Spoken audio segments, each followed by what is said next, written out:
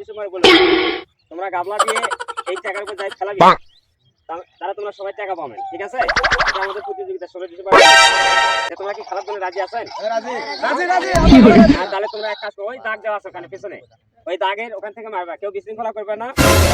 1000 টাকা আছে, 500 টাকা আছে, 100 টাকা আছে, 200 টাকা আছে, 10 টাকাও আছে। পুরা টাইম ওটা থাকতে হবে, তাহলে তোমরা পাবে টাকা। আর যদি অর্ধেক এইভাবে থাকে তাহলে কিন্তু মার। তার শাস্তি আছে। তার শাস্তি আছে।